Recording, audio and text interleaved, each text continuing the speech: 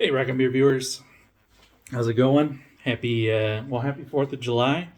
Happy rainy 4th of July. I just walked out here in a cloudburst. It's pouring rain over here, which is a shame. The wife and I we're gonna do a big fire, and we bought a bunch of fancy s'mores stuff. Um, anyway, but because we don't, obviously they're not selling fireworks in Denmark on the 4th of July or around the 4th of July. Gotta wait for New Year's for that. But yeah, I wanted to do a quick. I wanted to do a quick video. This is why I actually started the video. I got a ton of stuff going on in the brew house right now. Um, but I think I'll wait. We still gotta finish up. Here's a little sneak peek. Got some got some stuff going on. Actually, doing some. My wife and I are actually doing some fabrication of some storage stuff, um, which it's not done yet. It's So I'll do like a separate video on some of that stuff. And the bar is actually done now too, but that's also got its own separate video. Um, yeah. So blah blah blah. What was it? Yeah. So this beer, I wanted to do a quick little video on this because I think I have this my spidey sense is tingling that I think that this keg is about to kick. So this is the I-talian Pilsner. Um, my Italian friend hates when I say it like that, which is why I say it like that quite a bit. But yeah, so this is the I-talian Pilsner. I brewed this. There's no video of it. I'm not gonna there. I probably took like 2 seconds of video, and I'm not gonna go back in my phone, and I'm not gonna spend time cutting a grain of glass. This was just getting back into brewing after a long hiatus, and I brewed like 3 beers that I didn't really record anything for. So you can get some tasting notes. That's about it. This was a 90, let's say about 95. I'm recording on the thing that has the recipe on it, so I don't have it on hand. But this is like, I think it's like 92% German Pilsner malt and 8% what's it called, Carapils. That's a name brand one. I think it's Carafoam, Carapils. One of the name brand. I can't remember which one is the generic and which one is the. It's like this super lightly toasted Pilsner malt. But yeah, and then it was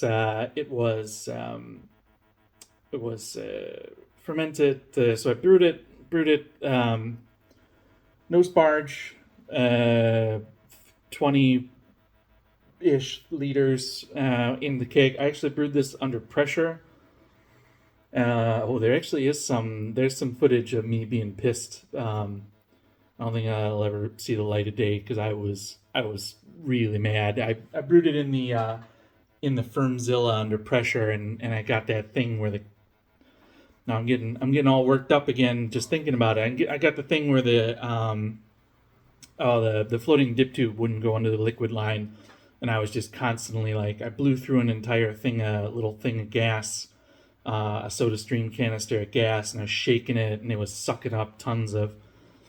So it was foaming in the keg, and that's the other reason why I don't think there's too much left in this keg, because I think I only got maybe 2/3 of a keg out of this, and I was worried. I was trying to do a closed transfer, and I was fucking worried that. Oh, I'm trying not to swear on these. I was really worried that I screwed this beer to hell, and it wasn't really great. I let it lager for 3-4 weeks. I think it's been in the keg for about 6 weeks now.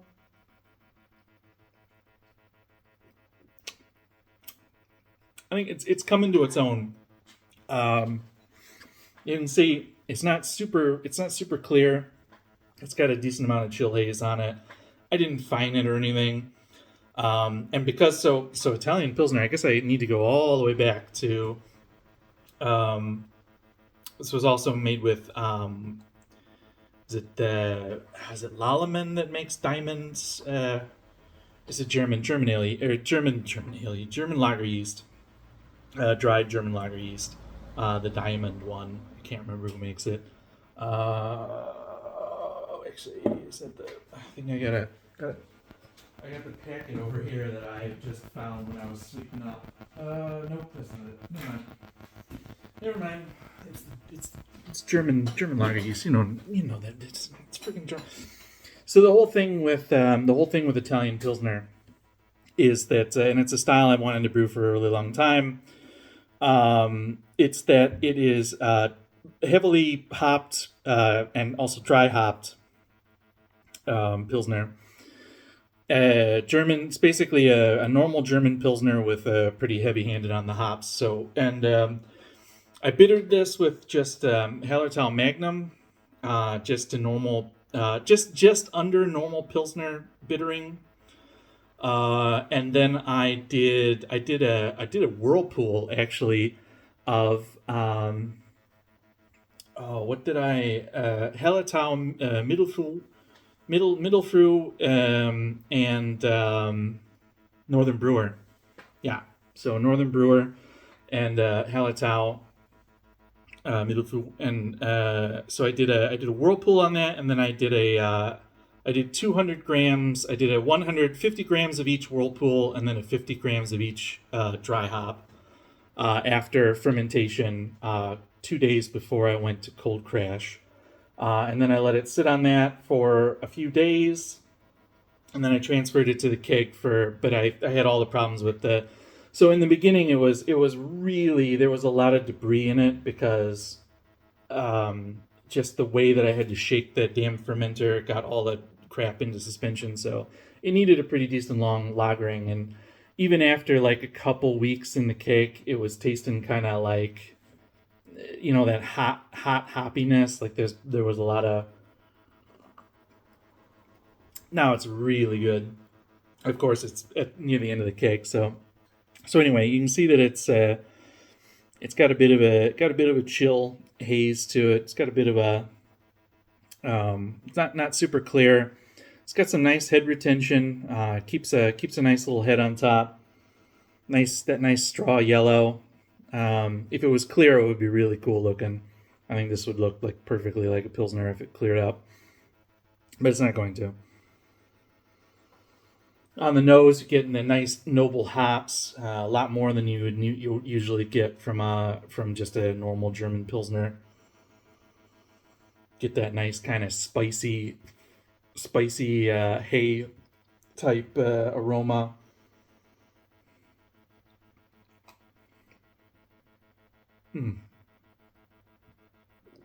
Man, that's good. 1052 down to 1011 ish was the gravities on this. It's nice, and it's not overly bitter. It's right in the. I bittered with the 60-minute charge to under style because I knew that the whirlpool would add at least a few IBUs, and I think I somehow dumb lucked it right into the perfect Pilsner bitterness, because there is a small amount of bitterness, but it's not.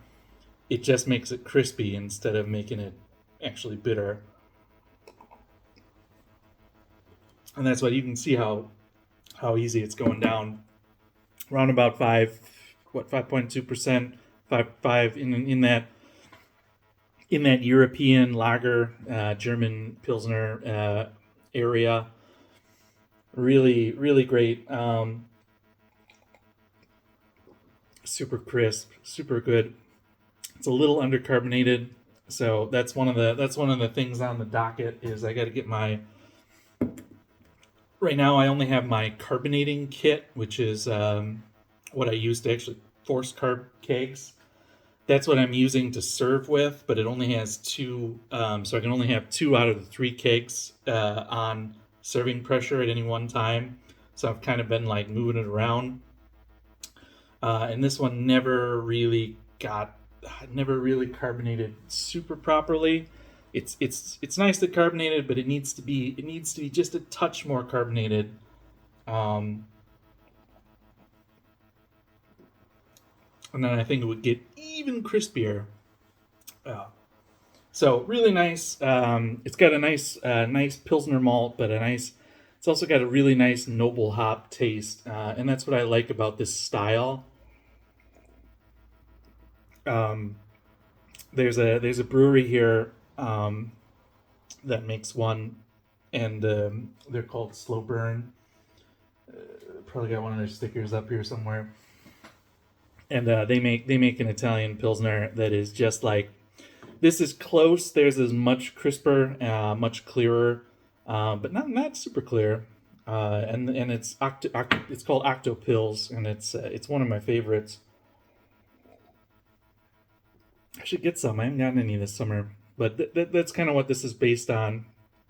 Um, I put the Northern Brewer in there. I think theirs is all Hallertau.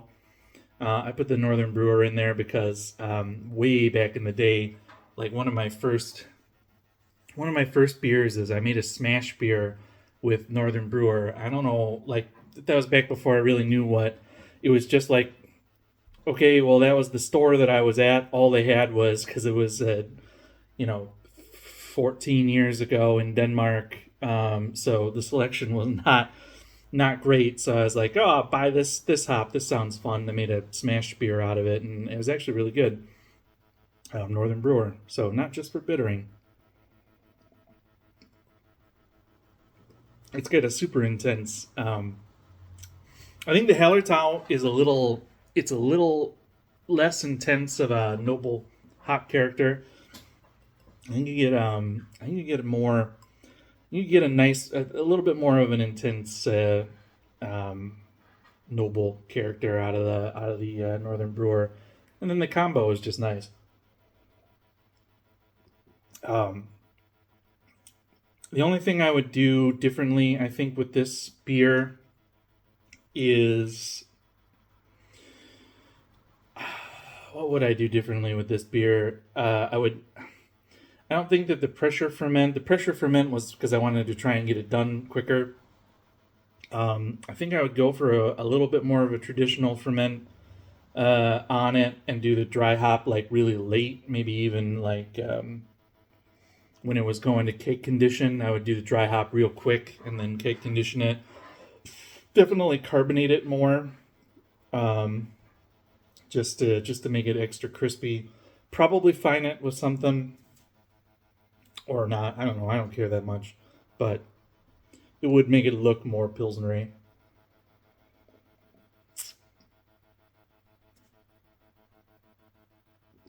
Yeah. All right. No, that's my Italian pilsner. I'll try and pull the recipe off the Phonomajig here, and I'll try and remember to put it in the description if you're interested. It's just absolute bare bones basic. It's not nothing much to it, but yeah, this is definitely a style I would brew again. It's a little bit too. It's a lot of waiting, so it would be something that I would probably brew if I already had all my taps full, and I needed like a more long term beer. This would be like a really great more long term project because I would spend some more time. There's no like off flavors or anything from the regiment that I put it through under pressure, which maybe that was because it was under pressure, but it could be clearer. And like I said in the beginning, it was a little hot, but that also could have been because of that weird transfer it got. Holy crap, 14 minutes. I didn't mean to talk for this long. So, cheers, guys. Catch you later. Like I said, I got a lot of stuff to talk about. So, we'll be making some more videos. I got two more beers that I should give some kind of notes on, and I got a whole bunch of stuff that I did in the brew house that needs to be talked about. So, stay tuned for that. I'll move this over here, cover up the big hole in the ceiling, and cheers, guys.